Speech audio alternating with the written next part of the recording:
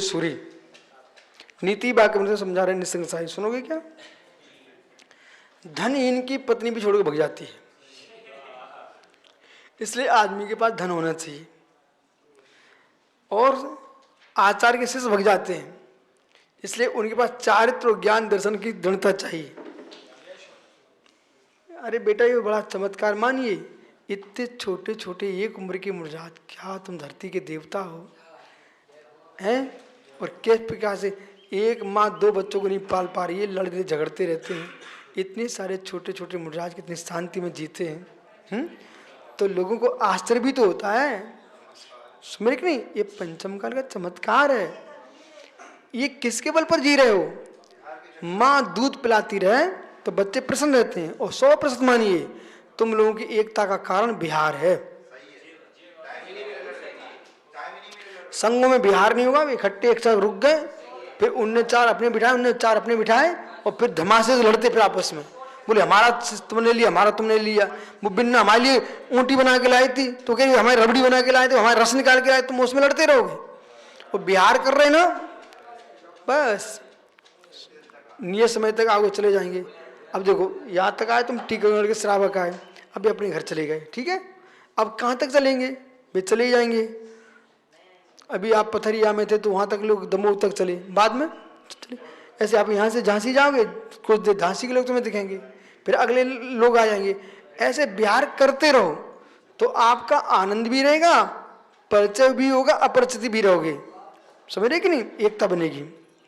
इसे देश के सभी मुनियों को लंबा लंबा बिहार करना चाहिए, स्वयं की बुद्धि और संघ की एकता चाहिए। तो ऐसा नियम है, यदि वृक्षावलियों के बीच में कोई पक्षी उड़ रहा है बोले, तो किसी ना किसी वृक्ष में जाके बैठ जाएगा। और एक जहाज के ऊपर बैठा पक्षी और समुद्र के बीच में पहुंच गया, अब बेटा तुम उड़ो, कहाँ उड़ोगे? घूम घाम के कहाँ होगे? उसी जहाज पर बैठोगे।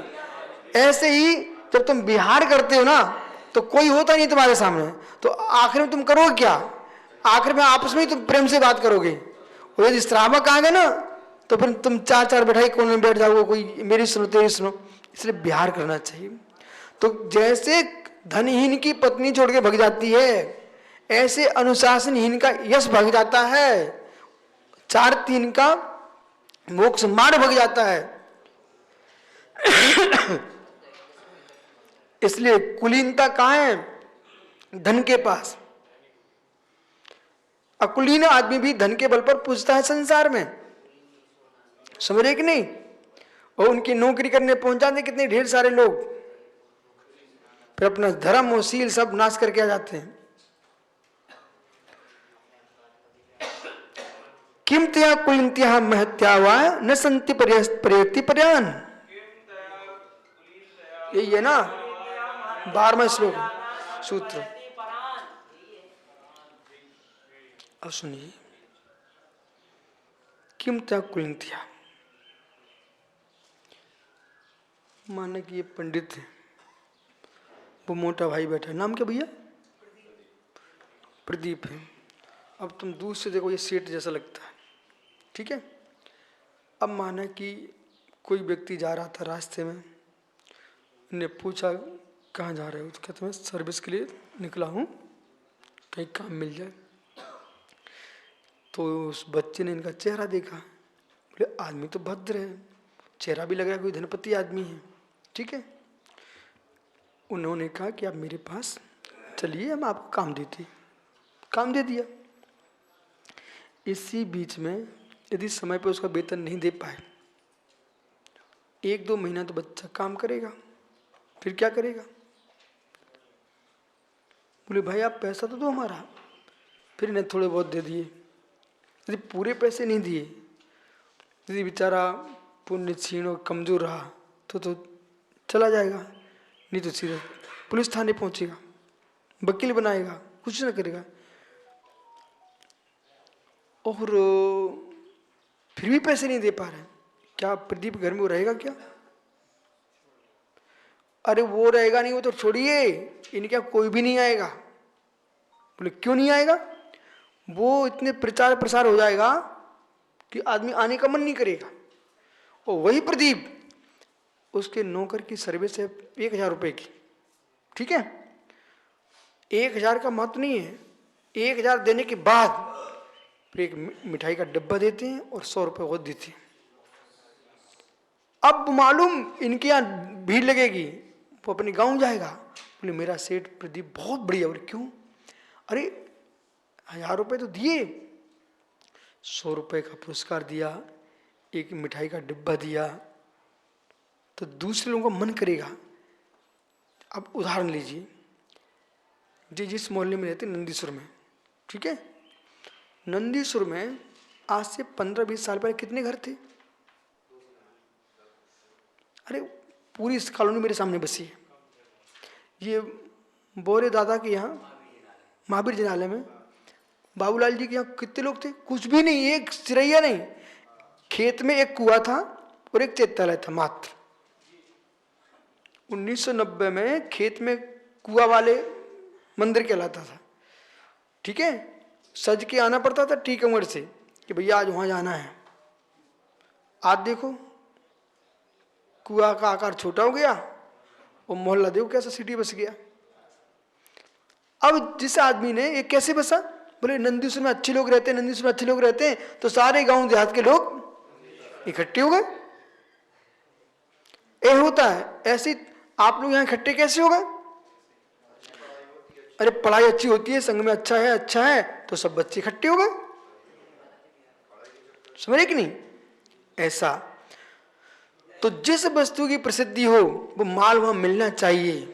किमत्या कुलीनता महत्या वा, प्रणव सागर जी, वो कुलीनता और महत्ता किस काम की? न संति प्रयाण, जो अपने अधीनस्थ लोगों को संतुष्ट न कर पाए, उनकी कुलीनता किस बात की, उनकी संपत्ति किस बात की, ये सीखना चाहिए।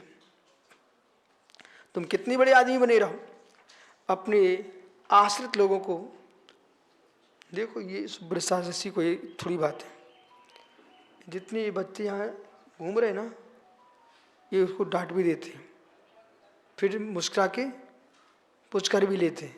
समझे कि नहीं आप? वो सार्थक है, क्या आपका नरेंद्र, गोलू, यश, संदीप, ये 4-5 बच्चा तो अभी तक तो मालूम है कहाँ मिलते हैं।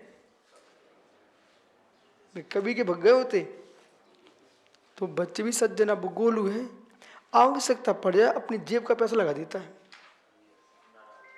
समझ रहे कि आप?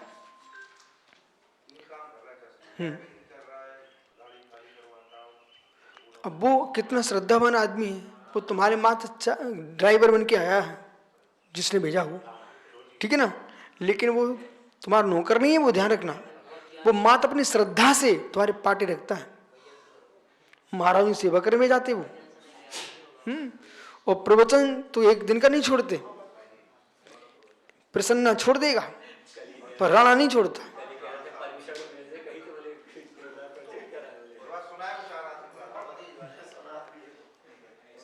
फिर यश जैसे पगले लोगों को सुनाता भी हो।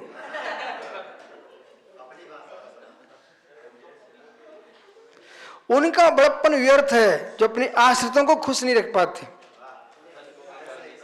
उनका बड़प्पन व्यर्थ है जो अपने आश्रितों को खुश नहीं रख पाते हैं, और उनकी बुद्धि भ्रष्ट है जो कुछ कर भी नहीं पाते और करने वालों के दिमाग खाते हैं और दूसरे के दिमाग भड़का भड़का खराब करते हैं। समझ रहे कि नहीं? ये सब बातें शास्त्र में लिखी रखी हुई है, इसे अपने को शास्त्र में अभ्यास करना चाहिए। मूलाचार न पढ़ो तो कम से कम नीति वाक्य मृत ही पढ़ लो, ठीक है? शेष बाद में मिलते हैं, क्योंकि ये सूत्र में क्या लिखा पता आपको? तस् किम सरसो महात्म्य यत्न जलानी। वो सरोवर की क्या महिमा जिसे पानी नहीं है। अब प्रदीप कह रहे हैं, बोले गुरुजी हमारे गांव में बहुत बड़ा तालाब है। बोले कितना? बोले बहुत बड़ा तालाब। बोले कितना? बोले बहुत बड़ा तालाब है। अब वो कमलांकुर का भांजा, उसको लगी थी सोच। बोले प्रदीप ने कहा बहुत बड़ा तालाब है, वो लोटे लेके नहीं गए। जब पहुंचा तालाब में तो पूरे, अरे पानी तो छोड़ो, पानी की जगह पूरे तालाब में वही 2 नंबर पूरे तालाब में। अब बेचारा तो अब क्या करूं, उधर पेट से निकली जा रही है। तो बहुत और तालाब क्या हुआ, मतलब उसे पानी तो चाहिए, चुल्लू भर तो पानी होता। ऐसे तुम बहुत बड़े आदमी, बहुत बड़े आदमी, बहुत बड़े आदमी, कोई भूखा एक आदमी आ गया, उसे एक रोटी नहीं खिला पाया, कहेगा तू बड़ा आदमी है? नहीं। उस सरोवर से क्या मतलब जिसमें पानी नहीं है? उस बड़े आदमी से क्या मतलब जो गरीब को एक समय का पानी न पिला पाए, भोजन न करा पाए, नगर में आए साधुओं को आहार न दे पाए, उसके बड़प्पन से क्या फायदा? पढ़ो ये सूत्र नंबर 13। हाँ, जैसे पानी नहीं है, जल ही नहीं है, वो जलाशय से क्या प्रयोजन? अरे ओ प्रदीप, कितनी भैंसे हैं तुम्हारे घर में? बोले 50 भैंसे, 1000 गैया, और दूध? बोले सब छुटाई हैं, सब छुटाई है। 1000 गैया रखे, 50 भैंसे रखे, और ये दूध एक लोटा भी नहीं आ रहा है। वो गाय से, भैंसों से क्या प्रयोजन? हो कितने बेटे जयेंद्र? बोले 5-10 बच्चा है। अच्छा 5-10 बच्चा है। बुढ़ो बड़े बड़े करा रहे थे, बोले पानी चाने, पानी चाने, एक देख भी नहीं आया। 5 बच्चे किस काम के? 5-10 बच्चा बताइए भाई, कहाँ है तुम्हारे चेले चपाटे छोटे छोटे?